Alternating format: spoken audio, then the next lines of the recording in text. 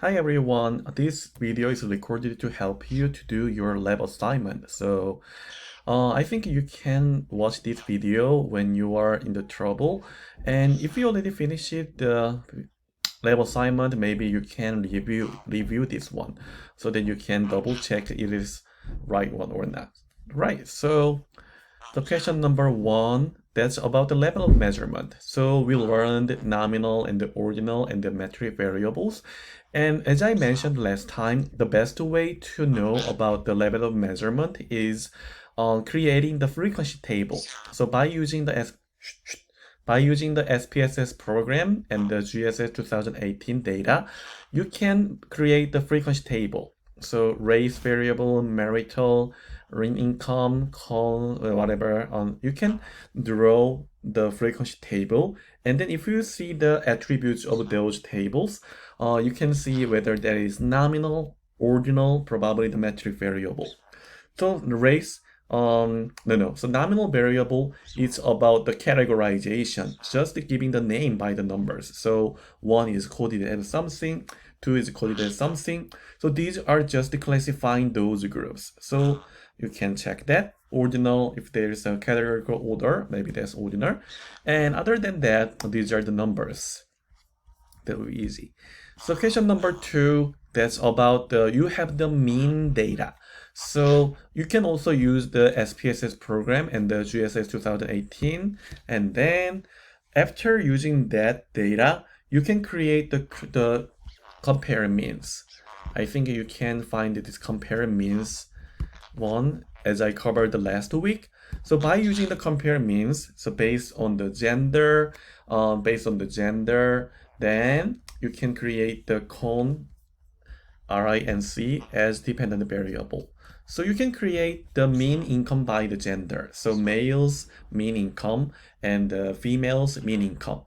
So if we go back to the single sample t-test, it's comparing your sample mean to the population mean.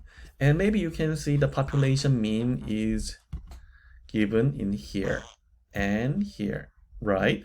So as you already have the population mean here, and also, so by using the compare means table, you can create the table of the sample means of the male and female, and you can also find the standard deviation of the sample, and you can also find the number of a sample by the male and female. So you can check it later. No, this is spam. Yeah. So okay, so you can use the table. And thus the male's income simply statistic is significantly different from the population mean male income. So after having the t-test, if there is the statistically significant difference between the sample mean and the population mean, you can say that there is a statistically significant difference from the population mean. So it's based on your t-statistic and the critical region. So if your t-statistic is inside of the critical region, it means that you can reject the null, that there is no difference. So you can go back to the steps and also the determinant. So choice of fail to reject or reject the null hypothesis. Okay, and then you can find the t-table as we did so far. So that's about the question number two. I think you don't. Sure, become okay. So I think you don't need to perform the very long hypothesis testing in question number two. Okay, question number three. Using Excel or a calculator, you can do it. So as I did in my last lecture, and also I think you already have the video about that. So using that, so you can copy this table to Excel or Google Docs or whatever. I think, but using the Excel will be better because you have the access to the Excel as well as the calculation. So you need to have those two, and you can calculate the mean by the average command and also the standard deviation and number of cases. You already have that in the Moodle website, so you can compare that. So one thing is that you don't need to find the D, I mean the effect size D. So you don't need to do that. But other than that, null So class A and B. So null hypothesis may be the mean score test between class A, class B are not statistically significantly different like this, or not different to each other. You can do that hypothesis and finding the critical area or critical region, and calculating the t-statistic. And step 4, that is a conclusion. If your t-statistic is inside of the critical region, it means that you can reject the null. Otherwise, you cannot reject the null. So you can do it, and maybe here, step 1 4, because I think you already downloaded the file, so that's why I'm not revising it in the file, but maybe you can fix it like this. All right, so that's that.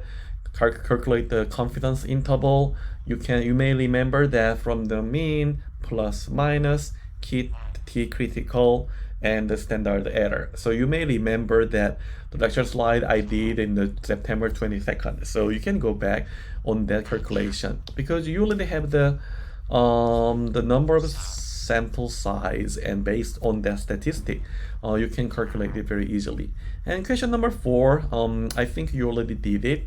We already covered it, and you already have the Excel file I did today.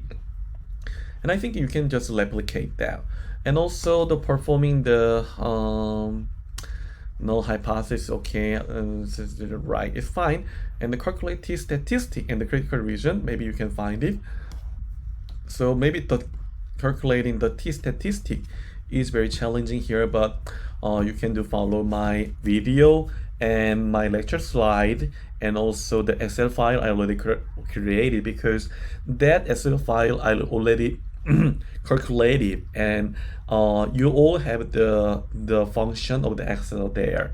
If you so in case, again, I'm repeating again, if you are more familiar with the calculator, it's totally fine. So I'm just asking to use the Excel because it's easier when you have the multiple numbers and large number of the attributes there. So it's up to you. So can you reject the null or not? It depends. So it depends on your decision and based on the statistic and the critical area. All right. So thank you very much. And if you have any other questions, please let me know. Thank you very much.